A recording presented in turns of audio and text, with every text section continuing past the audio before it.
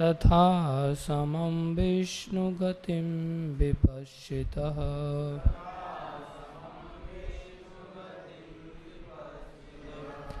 अहं हि भ्रष्टो आर्यमनो भवद्भिः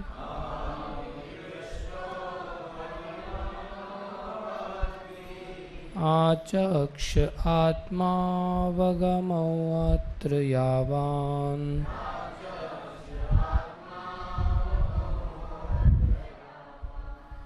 नभः पतन्त्यात्मसमं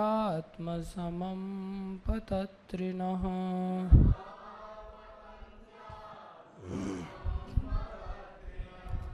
तथा समं विष्णुगतिं विपश्चितः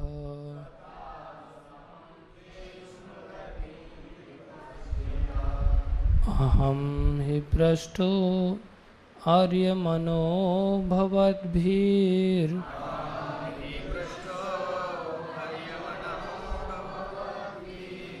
आचक्ष आत्मावगमो अत्र यावान्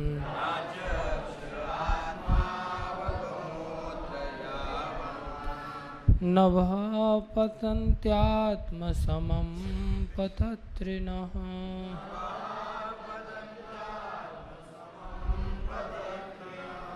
तथा समं विष्णुगतिं विपश्चितः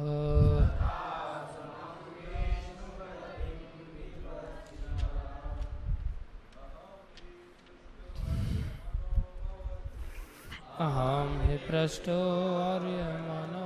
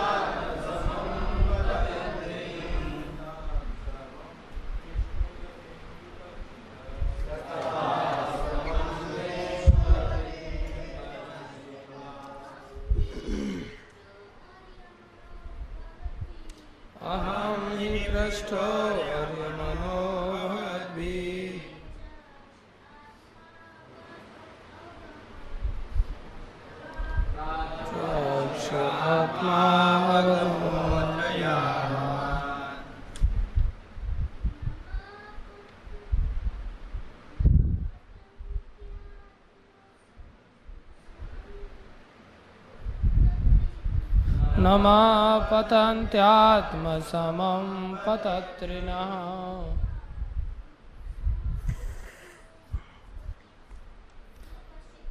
तथा समं विष्णुगतिं विपश्चितः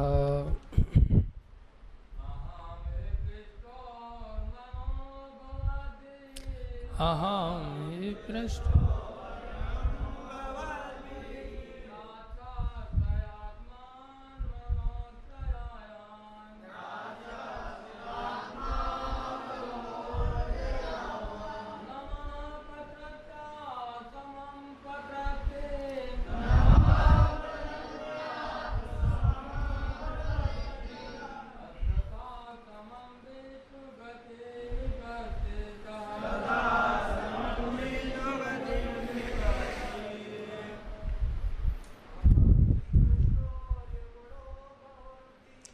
अहं हि भ्रष्टो आर्यमनो भवद्भिः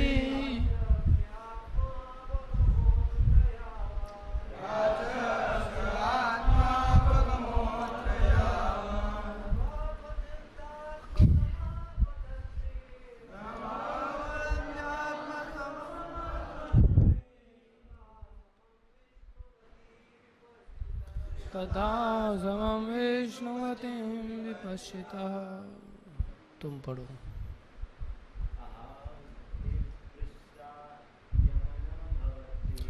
अहं हि पृष्ठो आर्यमनो भवन्भिः याचक्ष आत्मावगमो यत्र यावत् नभः पतन्त्यात्मसमापतत्रिणः तथा समं विष्णुगतिं विपश्यतः। माताएं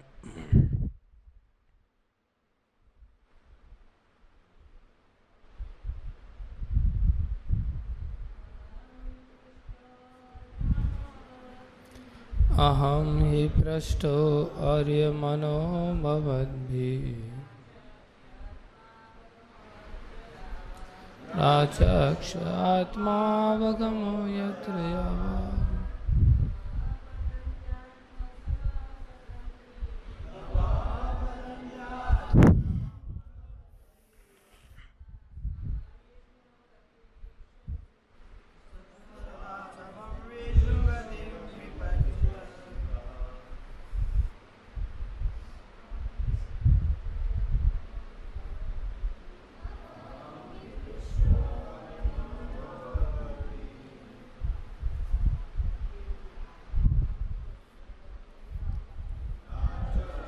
आत्मावगमो अत्र यावान्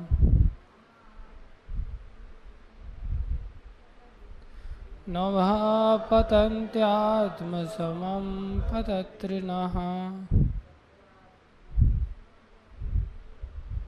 तथा विष्णुः।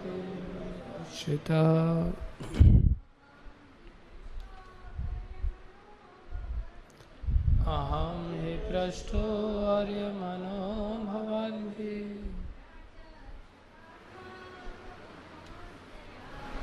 राचक्ष आत्मावगमो अत्र यावान्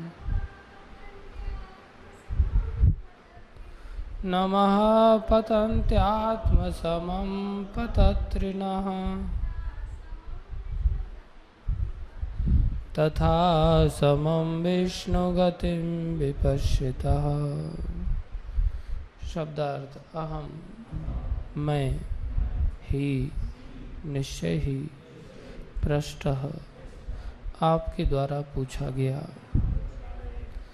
आर्यमनः सूर्य के समान शक्तिशाली भवद्भिः आपके द्वारा आचक्षे वर्णन करें आत्म अवगमः जहाँ तक मेरी जानकारी है अत्र यहाँ पर यावान जहाँ तक नभ आकाश पतंती उड़ते हैं आत्म समम जहाँ तक हो सकता है पतत्रिणः पक्षी तथा उसी प्रकार समम वैसे ही विष्णु गतिम श्री विष्णु का ज्ञान विपश्यतः विद्वानों के माध्यम से भी।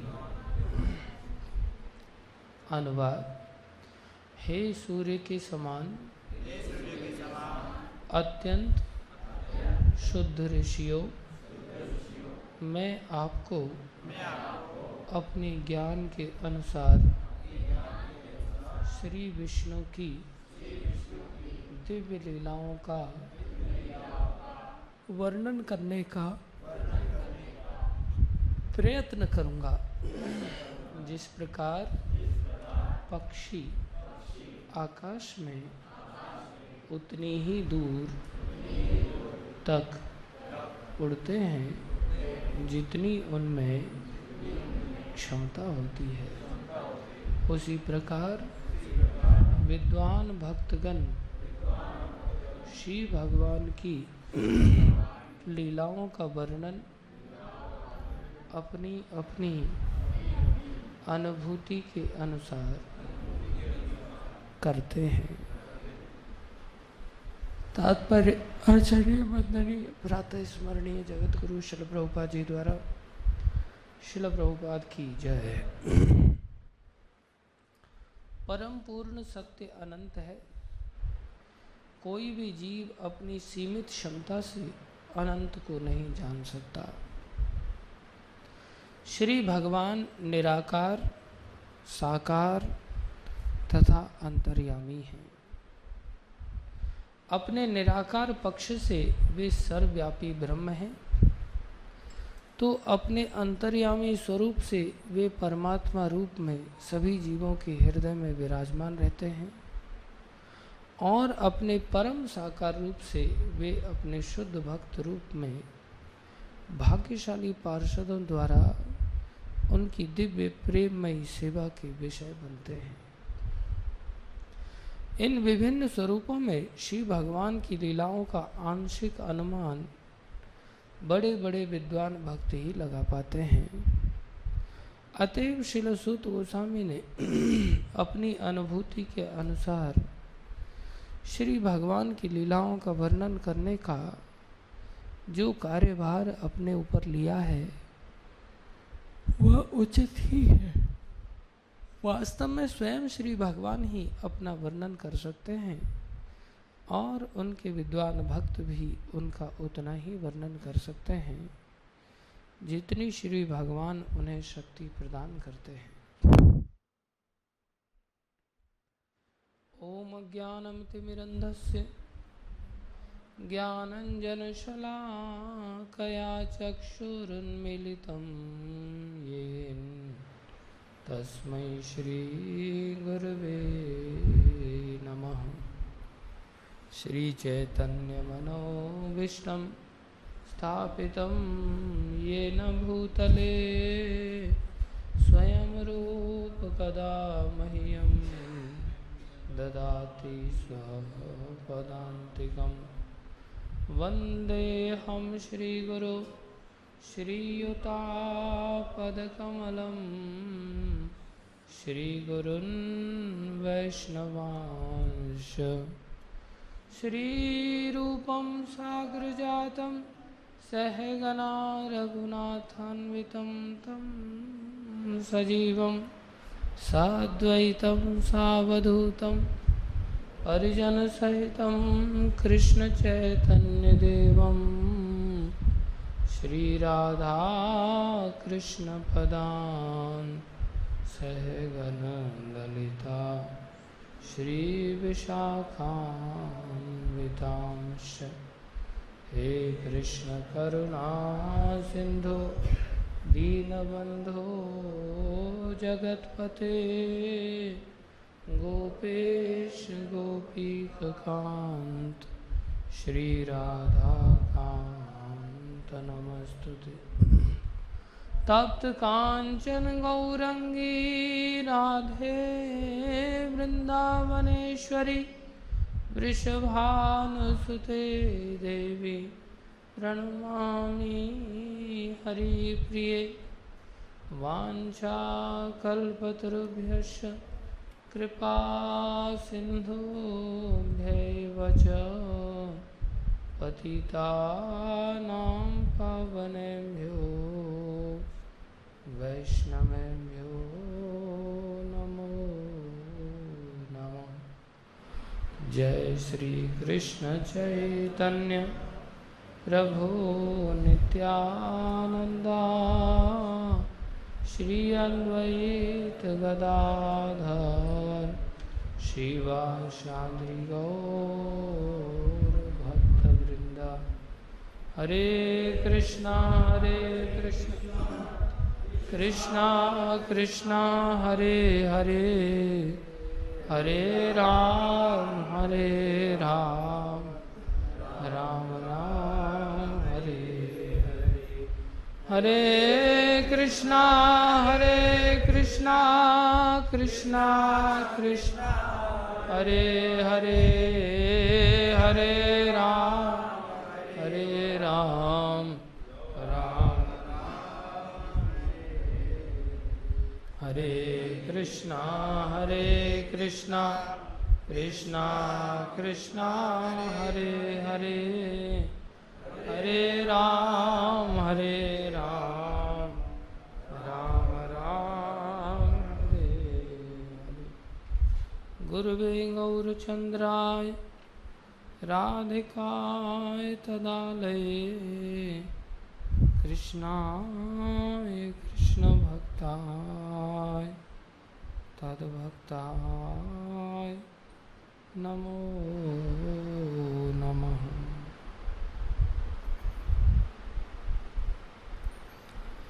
हरे कृष्णा।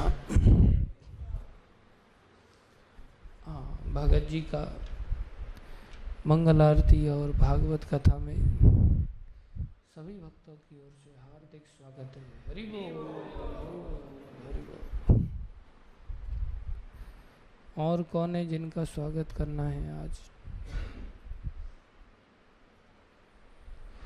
गणेश टेमकर जी आए थे, ऐसा मैंने सुना था।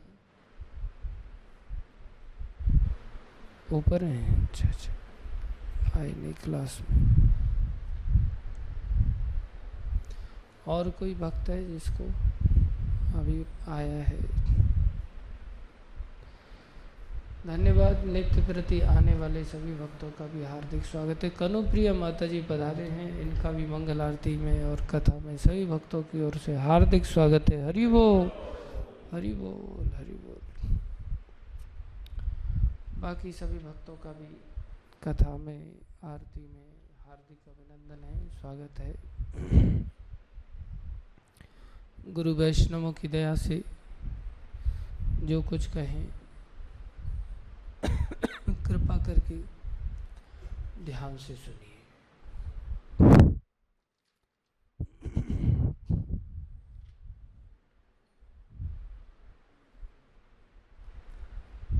देखो, प्रभुपाद जी बड़े महान वैष्णव हैं और उन्होंने ही सारे संसार में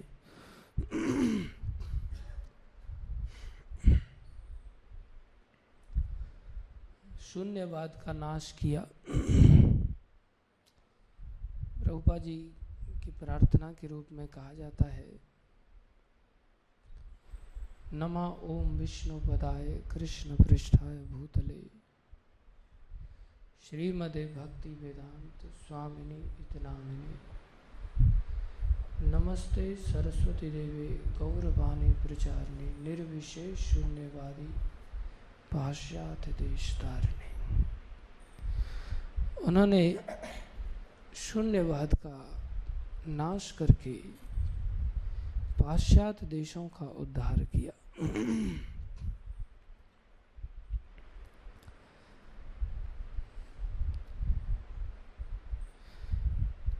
एक वैष्णव बनना मतलब उसको संपूर्ण तत्व का ज्ञान होना चाहिए। ये ऐसे ही है जैसे 2000 के नोट में सारे नोट आ जाते हैं।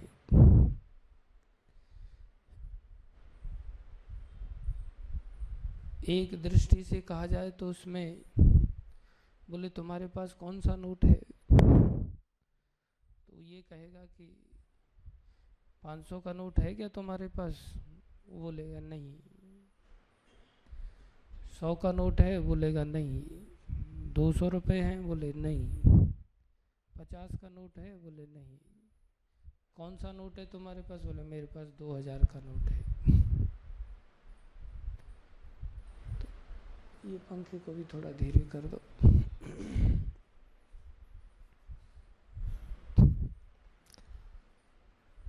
तो एक दृष्टि से तो ये कहेगा कि मेरे पास ये सब नोट नहीं है। मेरे पास कौन सा नोट है? 2000 का नोट है। और एक दृष्टि से वो ये भी कहेगा कि हाँ मेरे पास 100 रुपये हैं, 50 रुपये हैं, 500 रुपये हैं, 1000 रुपये हैं, 1500 रुपये हैं, मेरे पास 2000 रुपये हैं। तो जो बुद्धिजीवी होते हैं वो सारग्राही होते हैं। वो तथ्यों को समझ जाते हैं कि इसके पास 500 का नोट ना होते हुए भी 500 रुपये हैं, 100 का नोट ना होते हुए भी इसके पास 100 रुपये हैं। ये सार तत्व का समझने का दृष्टिकोण होता है। अभी जो छोटी बुद्धि के लोग हैं, जो केवल शब्द को पकड़ करके बैठने वाले लोग हैं, वो कहेंगे मैंने तो पूछा था उसके पास 500 रुपये है ही नहीं। मैंने पूछा 500 का नोट है? बोले नहीं है मेरे पास। तो शब्द के दृष्टिकोण से तो वो ठीक कह रहा है, 500 का नोट नहीं है उसके पास। 500 का नोट नहीं है तो ऐसा कंक्लूजन निकाल सकता है कि उसके पास 500 रुपये नहीं, क्योंकि नोट को ही रुपए कहते हैं। लेकिन तथ्यात्मक दृष्टि से देखा जाए तो उसके पास 500 रुपये है। इसलिए शब्द पकड़ना आवश्यक नहीं होता, तथ्य को पकड़ना आवश्यक होता है। तो संसार में अन्य जो लोग होते हैं वो प्रायः थोड़ी सी बातों को ही समझ करके आगे बढ़ते हैं। ऐसा नहीं कि उसके अंदर समझदारी नहीं है। 500 का नोट की 500 के नोट बराबर 500 रुपये होते हैं, उसको समझदारी है, लेकिन संपूर्ण समझदारी नहीं। इसलिए संसार में कर्मकांडी लोग होते हैं, वो भी शास्त्र के अनुसार पर काम करते हैं। संसार में ज्ञानकांडी लोग होते हैं, वो भी शास्त्र के आधार पर काम करते हैं। हाँ, लेकिन फिर भी इनको क्या कहा जाता है? क्या कहा जाता है?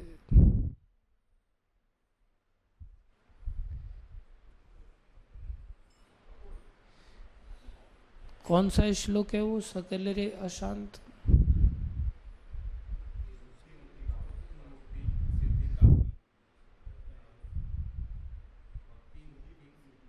भक्ति मुक्ति सिद्धि कामी। भुक्ति भुक्ति मुक्ति सिद्धि कामी सकल रे अशांत।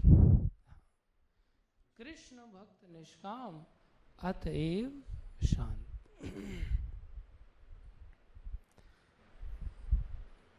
इसको कर्म कांडी ज्ञान कांड का भी एक श्लोक आता है, कौन बताएगा?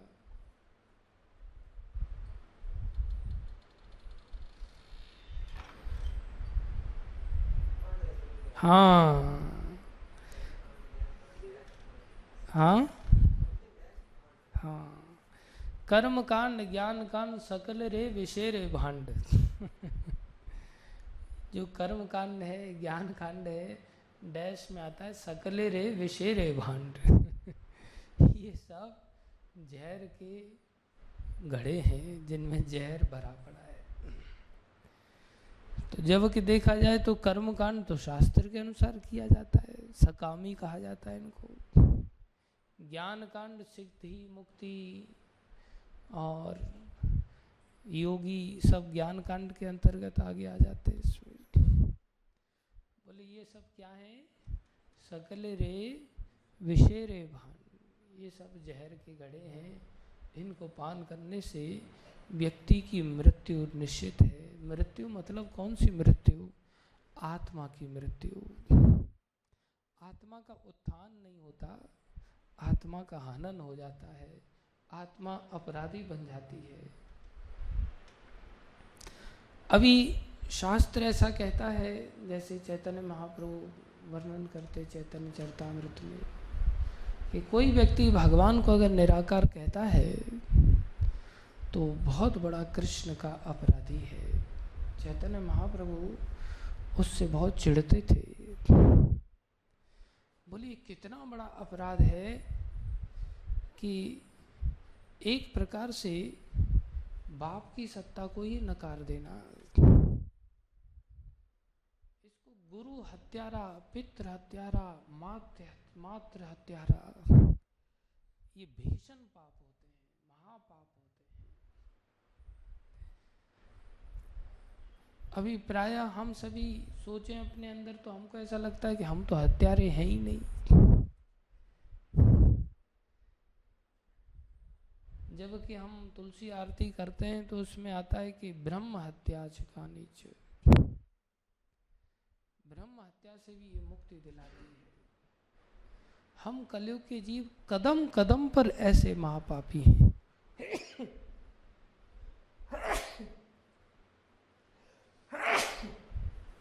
क्षमा करना। बोले कैसे? बोले हम सभी कदम कदम पर इस प्रकार के पाप से पीड़ित हैं। एक बार महाराज युधिष्ठिर जब महाभारत के युद्ध में उनका सामना कर्ण से हुआ तो कर्ण ने उनको बहुत छलनी कर दिया। एक प्रकार से ऐसा भीषण युद्ध हुआ कि महाराज युधिष्ठिर बहुत बुरी तरह से घायल हो गए, बचने की संभावना नहीं थी। तो उनको कैसे भी ले जा कर के शिविर में पहुँचे तो उनको देखने के लिए अर्जुन भी आए। अर्जुन को पता चला कि बड़े भैया बहुत घायल हो गए हैं और मृत्यु शैया पर पड़े हैं एक प्रकार से। तो आए, औषधियाँ उनको लगाई गई थी, औषधियों से शीघ्र ही रिकवर भी हो रहे थे। ऐसी ऐसी औषधियाँ उस समय होती थी कि व्यक्ति तुरंत रिकवर हो सकता था, तुरंत।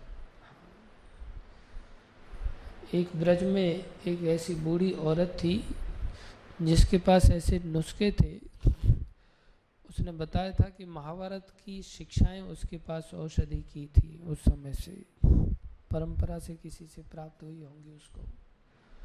तो इतनी तीव्र रिकवरी ला सकती थी कि कटा हुआ चीज को तुरंत वो जोड़ करके ठीक करके वापस भेज सकती थी। जबकि कितना टाइम लगता है उसको, टूटी हुई हड्डी, कटा हुआ मांस, चमड़ी, उसको जोड़ना, कई महीने तक प्लास्टर करना पड़ता है, तब जाकर के बड़ी मुश्किल से चीज़ें जुड़ती हैं। वो कटे हुए हाथ को भी तुरंत सर्जरी करके, ऐसा विद्या था उसके पास।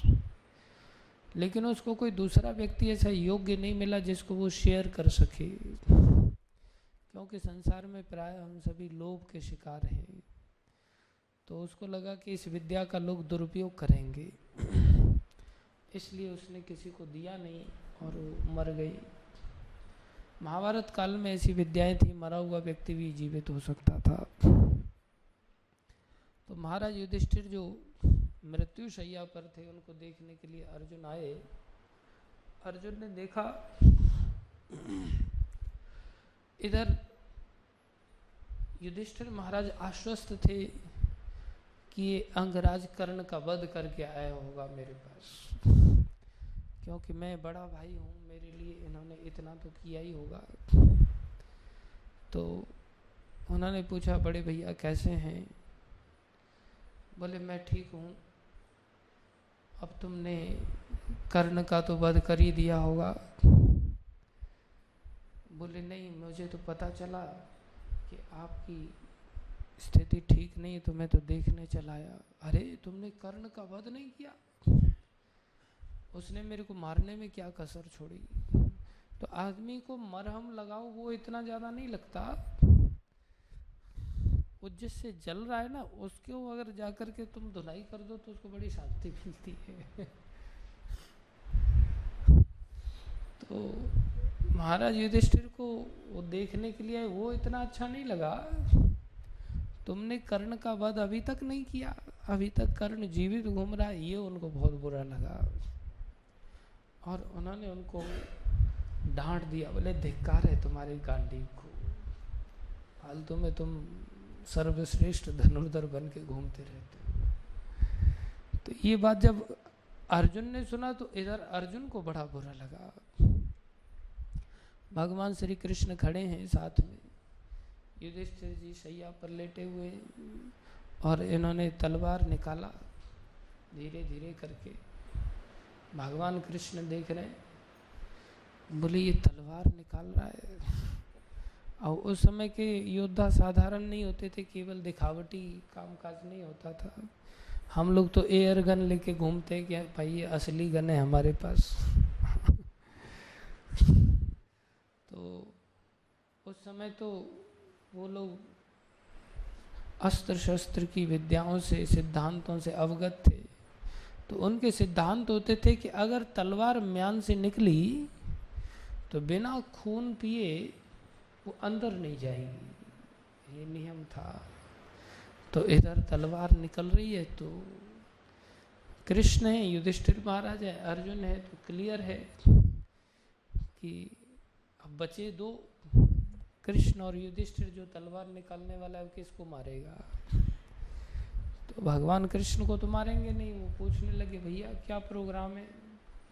बोले प्रोग्राम कुछ नहीं है, इन्होंने गांडीव को लेकर के मेरा अपमान किया है, मैं सहन नहीं कर सकता, मेरी प्रतिज्ञा है कोई गांडीव का अपमान करेगा मैं उसका वध कर दूंगा।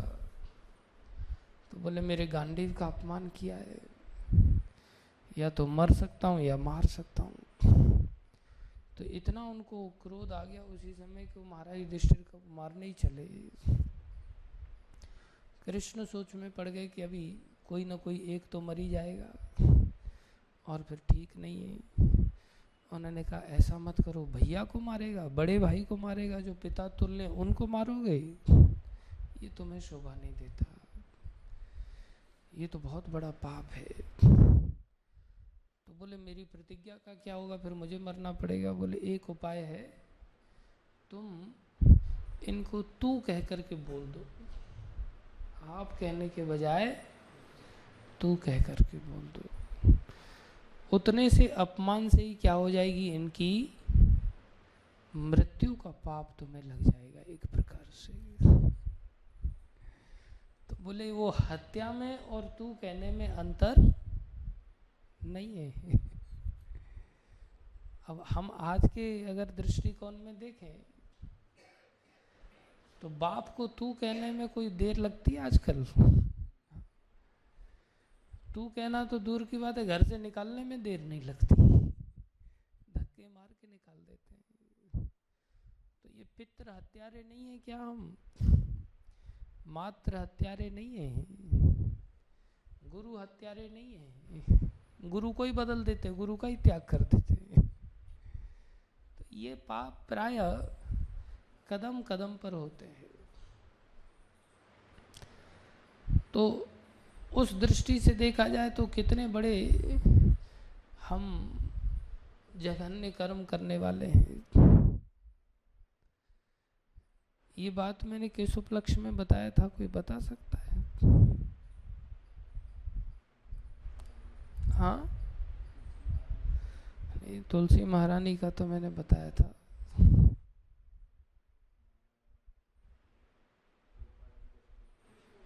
कृष्ण के अपराध के उपलक्ष्य में बताया था। तालियां बजाइए सभी जगमोहन की। तो कृष्ण का, इसको कहते हैं ब्रह्म हत्यारा, ब्राह्मणों की हत्या करना। पितृ हत्यारे, हम पितृ हत्यारे भी हैं। गुरु हत्यारे, हम गुरु हत्यारे भी हैं। बोले जिस बाप ने हमें पैदा किया हम उसका ही इस प्रकार से हत्या करते हैं, तिरस्कार करते हैं, ये क्या है? ये क्या है? अपराध है। उनको ही निकाल करके उनकी सत्ता को ही स्वीकार नहीं करते, धक्के मार के बाहर कर देते हैं। ये क्या, ये पितृ अपराध नहीं है?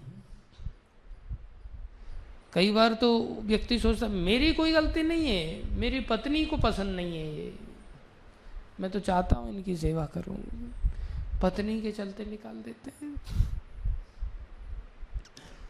तो हम अपराधी नहीं हैं। ठीक वैसे ही जिन कृष्ण ने हमें सत्ता दिया, मूलतः तो हमारे पिता कृष्ण हैं। ये पिता भी हमारे पिता उतने नहीं है, लेकिन फिर भी इन पिता का अपमान भी अपराध लगा देता है, हत्या का अपराध लगा देता है। बोले उन कृष्ण के हाथ पैरों को ही न मानना तो तुम्हारे हाथ पैर कहां से आ गए भाई? उन कृष्ण के कानों को ही न मानना तो तुम्हारे कान कैसे आ गए? फिर उनकी प्रार्थना क्यों करते हो?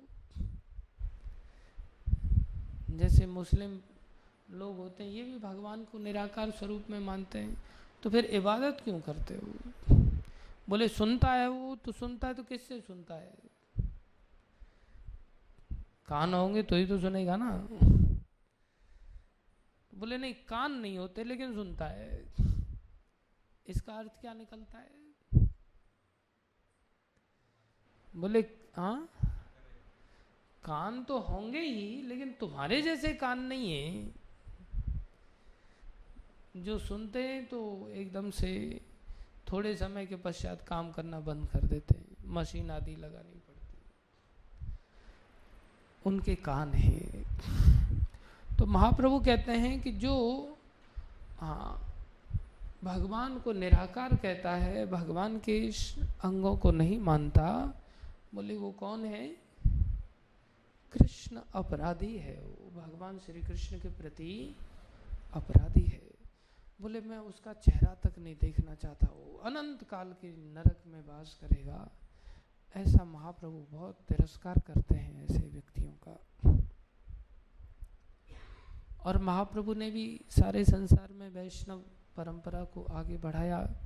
जिन वैष्णवों ने साकार तत्व की स्थापना किया शंकराचार्य के जाने के पश्चात, तो शून्यवाद, निराकारवाद, इसका नाश तो माधवाचार्य आदि इन सभी वैष्णवों ने किया ही था। लेकिन फिर भी यहाँ से भारत से भाग गया था ये शून्यवाद आदि, निराकारवाद आदि, और पाश्चात्य जगत में जाकर के शरण ले ली थी इसने, ये फैल गया था वहाँ। प्रभुपाद जी ने क्या किया? पाश्चात्य जगत में भी इसका नाश कर दिया। तो प्रभुपाद जी कैसे वैष्णव हैं? तो प्रभुपाद जी यहाँ पर इस तात्पर्य में वर्णन कर रहे हैं। देखो प्रभुपाद जी क्या बोले, श्री भगवान निराकार। श्री भगवान क्या हैं? निराकार हैं। वो ये नहीं कह रहे तो क्या अब उन्होंने कृष्ण के प्रति अपराध कर दिया? बोले नहीं, शास्त्र समझा रहा है इस बात को कि तुम्हें इस सिद्धांत को किस तरह से समझना चाहिए। वो समझने का दृष्टिकोण, अभी हम छोटे बच्चे हैं तो हमारे को हजम ही नहीं होता। भक्ति मार्ग में चीज़ों को हम जानते ही नहीं, हम तथ्यात्मक रूप से विषय वस्तु को नहीं जानते, शाब्दिक वस्तु रूप में हम प्रयास करते चीज़ों को समझने का। तो महाप्रभु ने कहा कोई निराकार कहता है तो वो तो कृष्ण अपराधी। और प्रभुपाद जी यहाँ शुरुआत में तात्पर्य में वर्णन कर रहे हैं कि श्री भगवान निराकार है, श्री भगवान साकार है, श्री भगवान अंतर्यामी है। तीन तथ्यों को प्रभुपाद जी ने प्रकाशित किया है।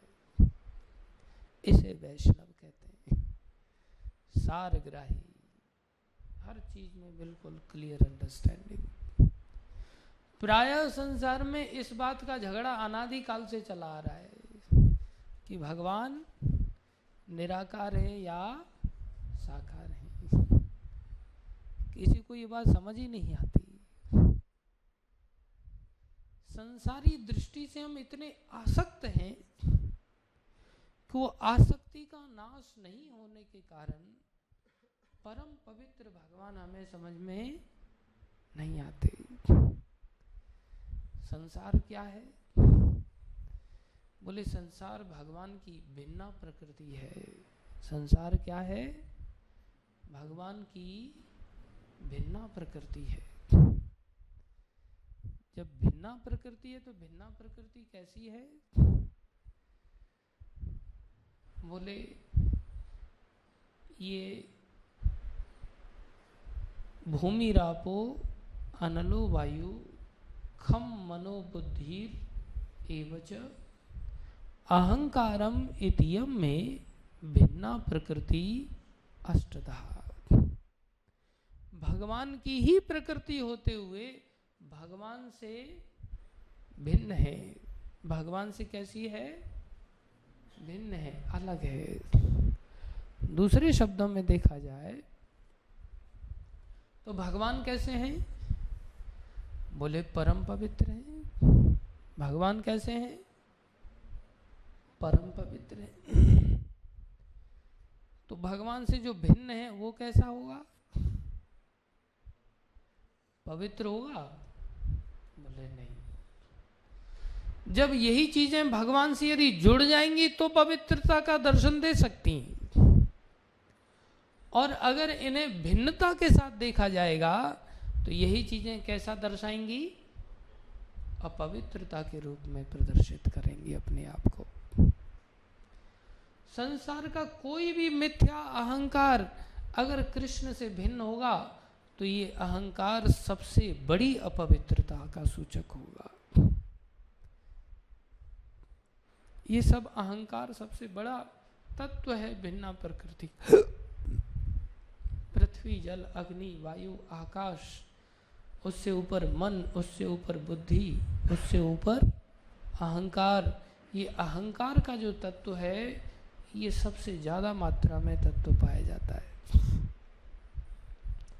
और ये भी अपवित्र तत्व है यदि कृष्ण से अलग है।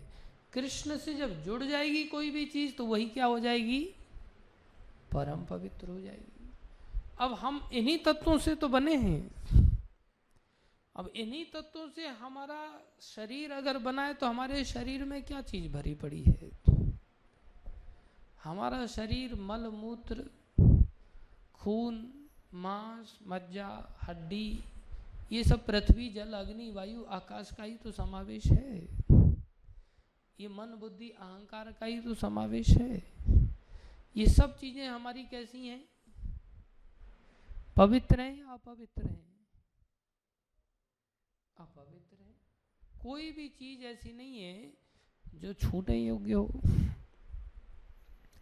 और अगर हम इन सब चीजों से क्या हैं? आसक्त हैं। तो आसक्त हैं तो आसक्ति के कारण हम कैसे हो जाएंगे? पवित्र होंगे या अपवित्र होंगे? अपवित्र बन जाएंगे। और जब हम अपवित्र हैं तो पवित्र वस्तु हमें समझ में आएगी क्या? नहीं आ सकती। जब तक हम अपवित्र बने हुए हैं तब तक हमें पवित्र भगवान समझ में नहीं आ सकते। तो भागवत क्या सिखा रहा है? बोले धर्म के 4 चरण होते हैं, उसमें से शौचम, शौच माने पवित्रता। पवित्रता का नाश कैसे होता है? पवित्रता का उल्टा क्या है? पवित्रता का उल्टा क्या है? अपवित्रता। अपवित्रता कैसे आती है जीवन में सबसे ज्यादा मात्रा में? 4 नियम अपवित्रता का, एक नियम उसमें भी सूचक है ना। कैसे आती है? हाँ, व्यभिचार के द्वारा, अवैध संबंध के द्वारा। ये व्यभिचार का दूसरा नाम क्या है? बोले संग, अवैध स्त्री संग करना। संग का अर्थ क्या होता है? आसक्ति। संगात संजायते कामा। संग का अर्थ क्या है? आसक्ति। अब कोई व्यक्ति अगर स्त्री संग नहीं करता, अवैध संग नहीं करता, तो इसका मतलब क्या वो पवित्र हो गया? नहीं, वो अपवित्रता की पराकाष्ठा है। लेकिन उस अपवित्रता के मार्ग में इसको बोलो आंखें खोल के सुना करे। न तुम आंखें खोल के सुनता है, न ये आंखें खोल के सुनता है। तुम दोनों भाई पता नहीं क्या सोच करके क्लास में बैठते हो।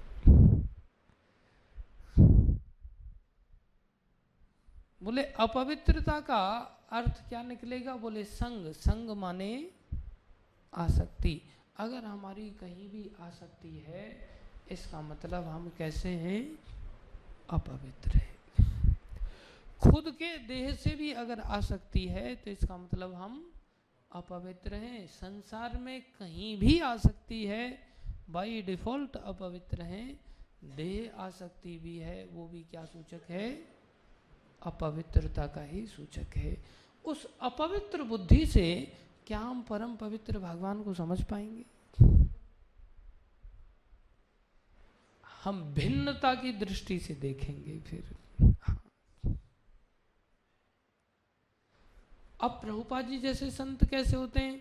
कल ही परसों का प्रभुपाद जी का स्टेटमेंट यहाँ लिखा गया था। प्रभुपाद जी कहते हैं मैं मर जाऊं कोई चिंता नहीं। अपनी ओर से मैं आश्चर्य कर रहा था कि जैसे प्रहलाद महाराज का हम वर्णन कर रहे थे कि प्रहलाद महाराज को मरने की चिंता नहीं थी, उनको अभिनिवेश नहीं था, अंध तामेश्वर की अवस्था में नहीं थे। यहां तक कि वृत्तासुर जिन्होंने राक्षसी शरीर प्राप्त किया था उनको भी मरने का भय नहीं था। और हम सब तो प्रभुपाद जी का स्तर कैसा है? बोले मैं मर जाऊं कोई चिंता नहीं। बिल्कुल भी उनको मरने का डर नहीं है। ऐसे वैष्णव जब उनको मरने का डर नहीं तो उनको देह आसक्ति है नहीं, और जब देह आसक्ति है ही नहीं तो उनको तो कहीं भी आसक्ति नहीं है। जब कहीं भी आसक्ति नहीं तो उनकी चेतना कितनी पवित्र होगी। और जब इतनी चेतना पवित्र है तो कृष्ण को समझ सकते कि नहीं समझ सकते? अवश्य समझ सकते हैं। हम सभी लोगों को कृष्ण उतनी मात्रा में समझ में नहीं आ सकते। इसलिए प्रभुपाद जी संपूर्ण रूप से कृष्ण तत्व को समझ करके चल रहे हैं, सार तत्व के रूप में कृष्ण को समझ करके चल रहे हैं। हम लोग तो केवल कलह को स्वीकार करते, शास्त्रों को पढ़ करके भी उसमें से कुछ निकाल नहीं पाते। हाँ। हम वैदिक स्तोत्रों को लेकर के आगे बैठेंगे, शास्त्रों को लेकर के झगड़े करते हैं। Can you imagine? शास्त्र जो भगवान का अपौरुषेय है, जिसमें कोई त्रुटि नहीं है, उसको जब हम पढ़ते हैं, हम सीखते हैं, तो उसको लेकर के हमारे अंदर झगड़े चालू हो जाते हैं। हमारी चेतना स्वीकार ही नहीं करती। कोई कहेगा नहीं नहीं भगवान साकारी है, कोई कहेगा नहीं नहीं भगवान निराकारी है, कोई कहेगा नहीं नहीं भगवान परमात्मा स्वरूप में है। एक ही व्यक्तित्व ने शास्त्र दिया, कॉमन सेंस है, और वो व्यक्तित्व भी साधारण नहीं, वो भी असाधारण व्यक्तित्व। गीता भी रखा करो साथ में। जो दो बातें नहीं करते, हम तो कदम कदम पर बदल जाते हैं। अभी कुछ बोलेंगे, थोड़ी देर बाद कुछ और बोलेंगे। लेकिन सारे शास्त्रों को वेद व्यास जी ने लिखा है, तो दो बातें क्यों बोलेंगे? वेद व्यास जी ऐसे तो है नहीं कि जो दो बातें बोलें। लेकिन उन तारतम्य को हम नहीं समझ पाते, या हमारी वेदी, हमारी बुद्धि ये नहीं समझ पाती।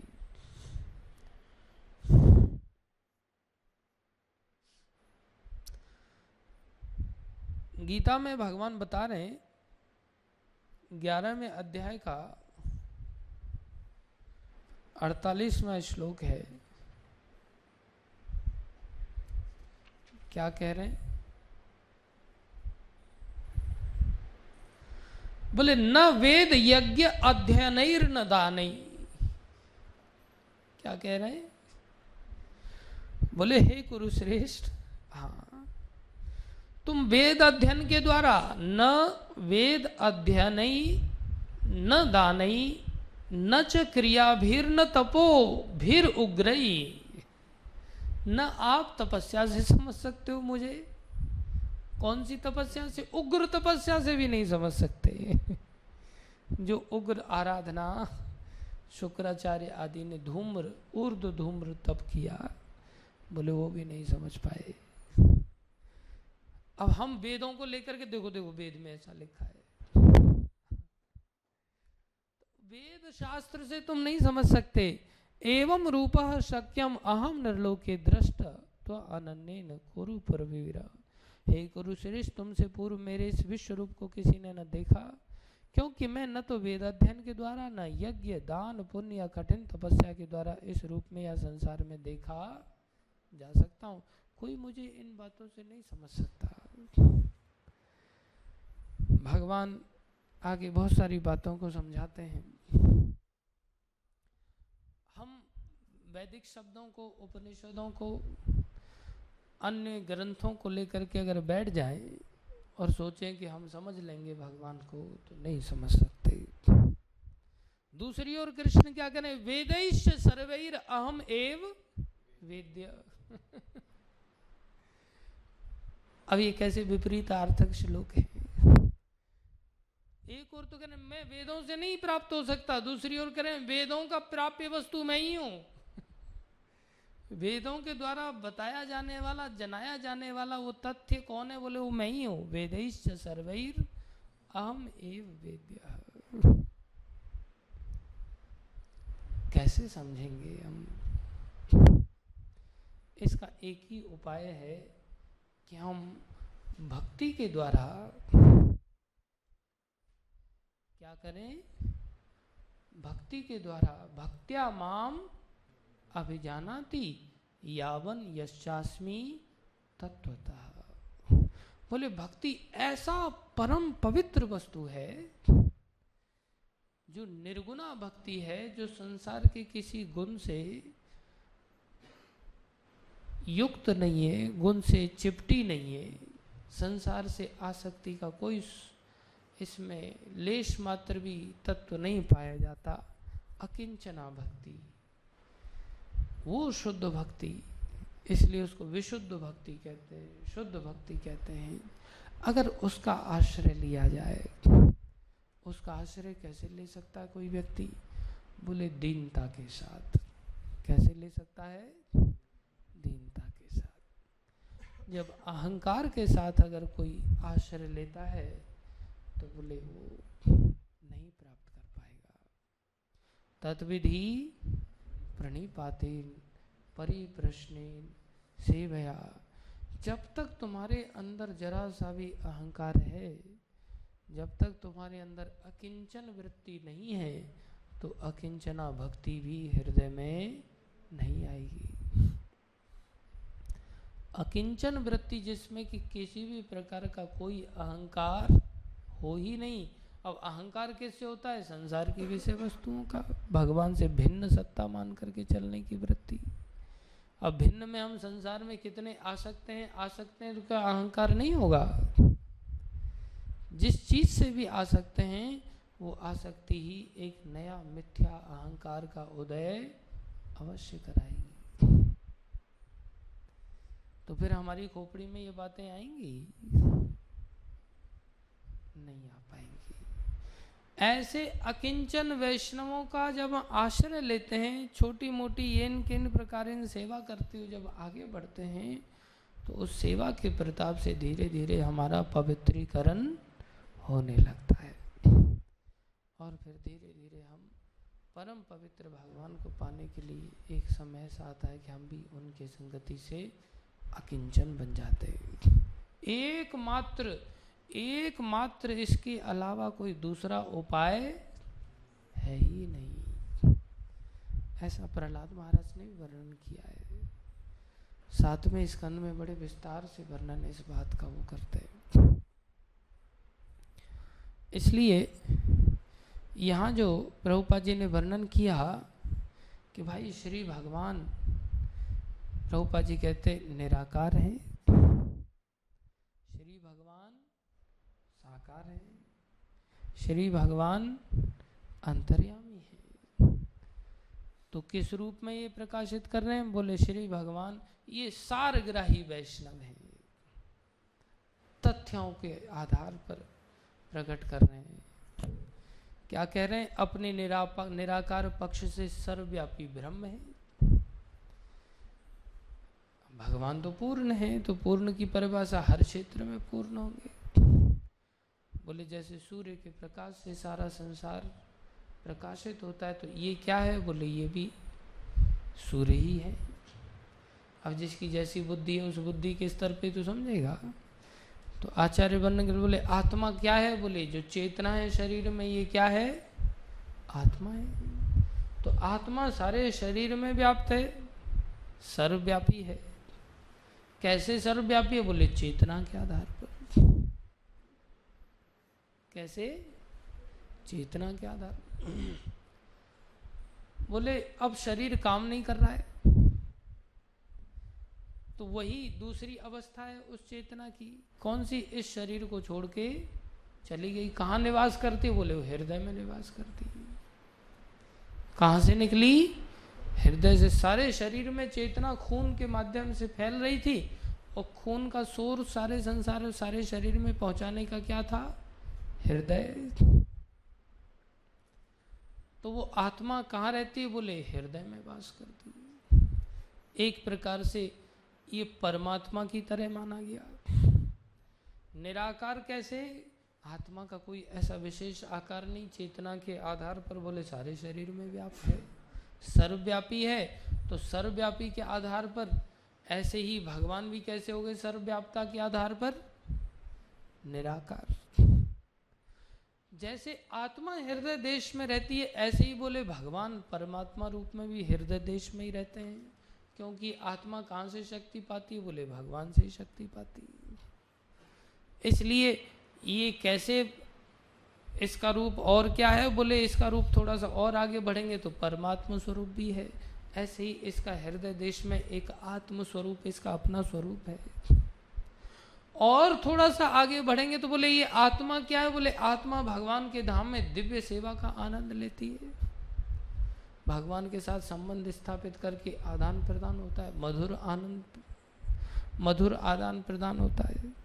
वो धाम का स्वरूप है इस आत्मा का। ऐसे ही भगवान का अपने भक्तों के साथ, जैसा भगवान के भक्त लोग जिस वृत्ति के साथ भगवान की आराधना करते हैं, जिस रस का आस्वादन करने की इच्छा से आराधना करते हैं, भगवान उसी रस में भगवान उनके साथ इंटरेक्ट करते हैं। वो भगवान का कैसा स्वरूप है? साकार स्वरूप है। लेकिन अब जिसकी बुद्धि का इतना स्तर है ही नहीं, तो उसको कैसे समझाया जा सकता है? उसको इंतजार करना पड़ेगा। जब उसमें सामर्थ्य आएगी, धीरे धीरे धीरे धीरे पोषित होगा, तब वो एकदम बालक बिना गिरे चल पड़ता है। पहले चलता है, गिरता है, चलता है, गिरता है, ऐसी हालत उसकी बनी रहती है। तो प्रभुपाद जी क्या कह रहे हैं? श्री भगवान निराकार, साकार तथा अंतर्यामी है। वे अपने निराकार पक्ष से वे सर्वव्यापी ब्रह्म हैं, तो अंतर्यामी स्वरूप से वे परमात्मा रूप में सभी जीवों के हृदय में विराजमान है। और अपने परम साकार रूप से वे अपने शुद्ध भक्त रूप में भाग्यशाली पार्षदों द्वारा उनकी दिव्य प्रेममयी सेवा के विषय बनते हैं। सारे तथ्यों को प्रभुपाद जी ने प्रकाशित किया। तो ये प्रभुपाद जी की विशेषता है। प्रभुपाद जी लिखते हैं, इन विभिन्न स्वरूपों में श्री भगवान की लीलाओं का आंशिक अनुमान बड़े बड़े विद्वान भक्त ही लगा पाते हैं। अब जो भगवान की जो भगवत स्वरूप की जो लीलाएं हैं, जिसमें भक्तों के साथ जो आदान प्रदान होता है, बोले उन भगवान की लीलाओं का अनुमान आंशिक मात्रा में ही भक्त लोग लगा पाते हैं। बोले आंशिक मात्रा में भक्त लोगों को कैसे पता चलता है? बोले वो भी भगवान की ही शक्ति से। जब वो भक्ति करते हैं, जिस प्रकार की उनकी स्तर की भक्ति होती है, वास्तव में स्वयं भगवान ही अपना वर्णन कर सकते हैं। अनंत शेष रूप में भगवान ने वर्णन किया, गीता को भगवान ने वर्णन किया। ऐसे ही भागवतम आदि को सुखदेव गोस्वामी के माध्यम से भगवान ने वर्णन किया है। कौन वर्णन कर सकता है? भगवान ने ही ब्रह्मा जी के हृदय में इस चीज को वर्णित किया। तो जब भगवान वर्णन कर रहे हैं, उसी भक्ति को कौन कितना अंगीकार कर पाता है? सुखदेव गोस्वामी, सूत गोस्वामी विशेष रूप से ऋषियों को यहाँ संबोधित कर रहे हैं कि मैं अपनी उड़ने की जो क्षमता मेरे को भगवान ने प्रदान की है, मेरे जैसे पक्षियों को प्रदान की जाती है, उतनी ही मात्रा में मैं उड़ करके आपको इन कथाओं का श्रवण कराऊंगा। ऐसे सूत गोस्वामी जिन्होंने 1000 वर्ष का सत्र संबोधन किया ऐसे सूत गोस्वामी जिन्होंने भगवान की लीलाओं के लिए 1000 वर्ष का सत्र संबोधित किया, वो भी निरंतर के साथ। ऐसा नहीं कि 1 घंटा सुबह 1 घंटा शाम को निरंतर के साथ विचार करो भगवान की कितनी अनंत लीलाएं, भगवान के भक्तों की कितनी अनंत लीलाएं। और हम वो अपने आप को साधारण पक्षी घोषित कर रहे हैं और हम अपने आप को परमहंस से नीचे नहीं समझते। हम अपने आप को सोचते हैं हमसे बड़ा कोई दूसरा भक्त है ही नहीं, जिनकी खोपड़ी में कुछ भी नहीं है सिवाय संदेह के। सिवाय किसके? संदेह के। हम भगवान को संदेह की दृष्टि से देखते हैं, भगवान के भक्तों को संदेह की दृष्टि से देखते हैं। निरंतर प्रश्न हमारे हृदय में भरे पड़े हैं। उस प्रकार का हमारा विश्वास है ही नहीं कि हम अपनी स्वतंत्र इच्छा रूपी रत्न को कहीं भगवान के या भगवान के भक्तों के चरणों में समर्पित कर सकें। और हम विचार करें कि हमें भगवान मिलने वाले हैं, तो भाई कैसे मिलेंगे भगवान? जब तक हम अपना स्वतंत्र इच्छा रूपी रत्न को अगर समर्पित नहीं करते, तब तक हमें संसार में आसक्ति ही घेर के बैठी रहेगी और आसक्ति के परिणाम स्वरूप इस अपवित्र संसार में ही हमें आवागमन का शिकार होना पड़ेगा। जब हम गुरु वैष्णव भगवान के चरणों में अपने जीवन को समर्पित करते हैं,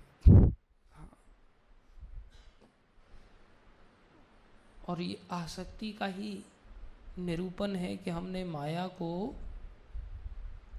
जीत लिया। ये भगवान की कौन सी माया है?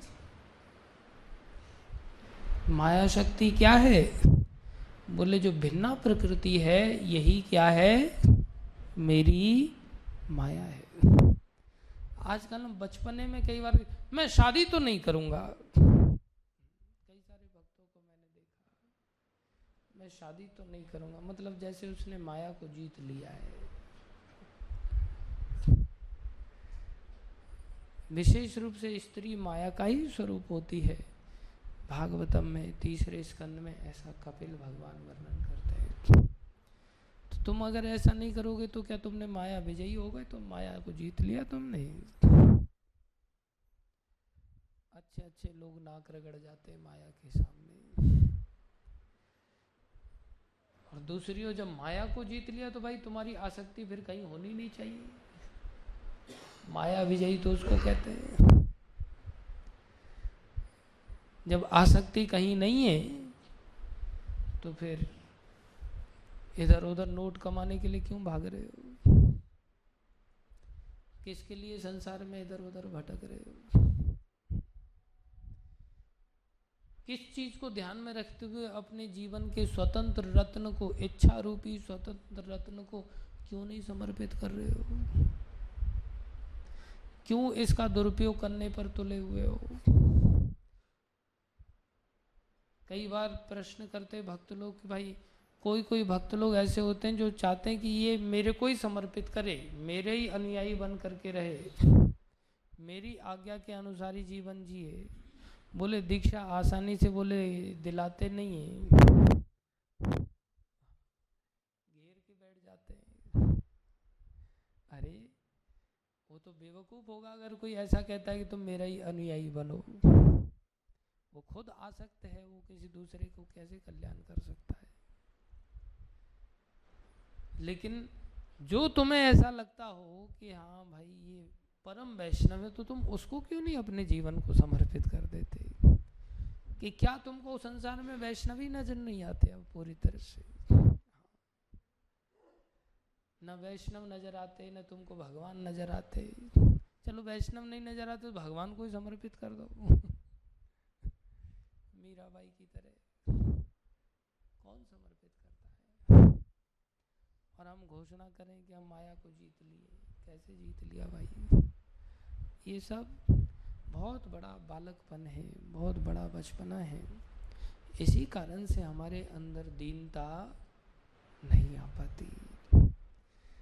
भाषण तो दे देते हैं, मैं भाषण दे रहा हूँ इतनी देर से दीनता के ऊपर, लेकिन मैं खुद आसक्त हूँ तो उतना समर्पण नहीं है। लेकिन इच्छा जरूर है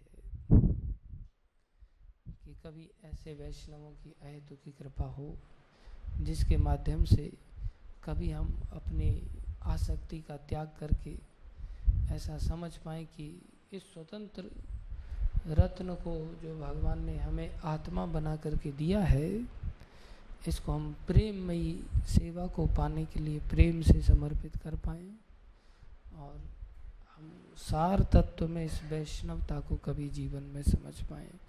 ये मनुष्य शरीर में एक बहुत बढ़िया मौका है मेरे लिए, लेकिन मैं ऐसे पक्षियों की कैटेगरी में नहीं आता जिस पक्षियों की कैटेगरी में यहाँ हंस लोग होते हैं। हम तो कौए की तरह हैं भाई। कौआ भी उड़ता है लेकिन वो काक तीर्थ के लिए उड़ता है, और बाकी अच्छे अच्छे पक्षी भी होते हैं जो अच्छी चीज़ों के लिए उड़ते हैं। अपनी दशा तो मेरी दशा तो ऐसी ही है, लेकिन सूत गोस्वामी कृपा करें जिसकी दया से हम भगवान की लीलाओं का थोड़ा बहुत भगवान कृपा करके हमें भी आस्वादन दें और हमारा ये जीवन सफल हो। धन्यवाद आप सभी भक्तों का भागवत कथा का श्रवण करने के लिए। कोई प्रश्न है किसी का तो पूछ सकते हैं।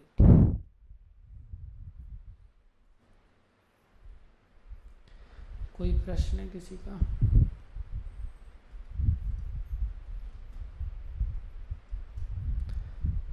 श्रीमद् भागवत महापुराण की जय, जगत गुरु श्री प्रभुपाद की जय, श्री गुरु महाराज की जय, अनंत कोटि वैष्णव की जय। हरे कृष्णा हरे कृष्णा हरे कृष्णा हरे कृष्णा हरे कृष्णा हरे कृष्णा हरे कृष्णा